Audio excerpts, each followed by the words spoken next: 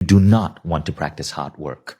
You want to practice stillness. You want to practice being able to tap in and download ideas and to take smart action towards these ideas.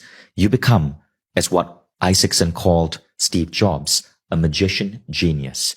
Isaacson said Jobs' ideas were so brilliant, so revolutionary.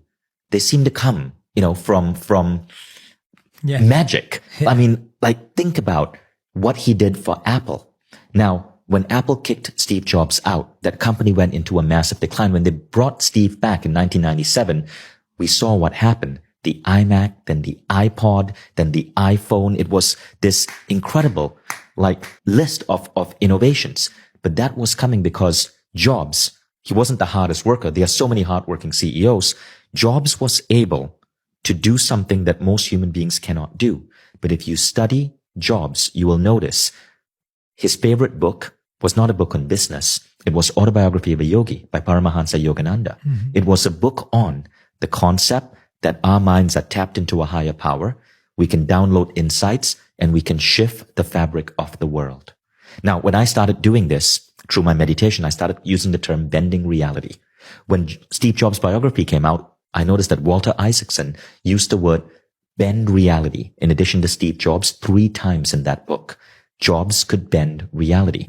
Many other, if highly effective people can do it. You do it. When your videos go viral, it's not just because you have a mathematical formula nailed.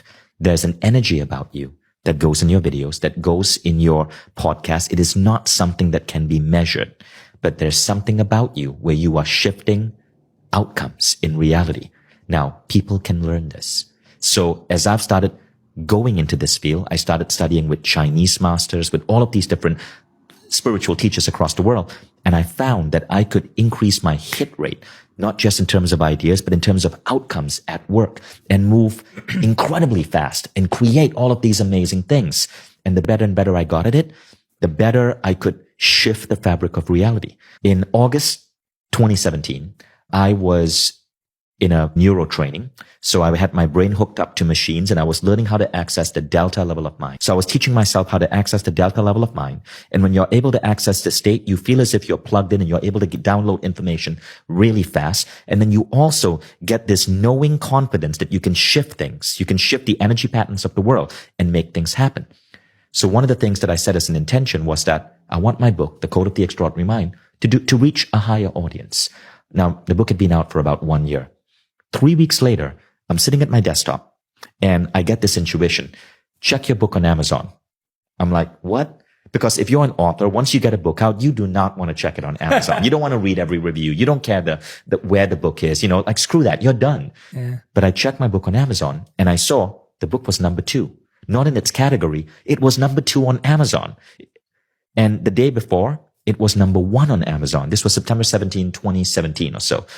My book, for no reason, I don't even understand how, hit number 1 on Amazon. I became the number 2 author in the world, ahead of Tolkien and J.K. Rowling and Hillary Clinton, whose book had come out that same week. And I was like, what on earth is going on? And then the book rapidly fell. Then it hit number 1 again. It hit number 1 five times that year. But I don't know what happened. But I know I set an intention and something shifted beyond me, something that I couldn't influence with hard work alone. And the book shot up.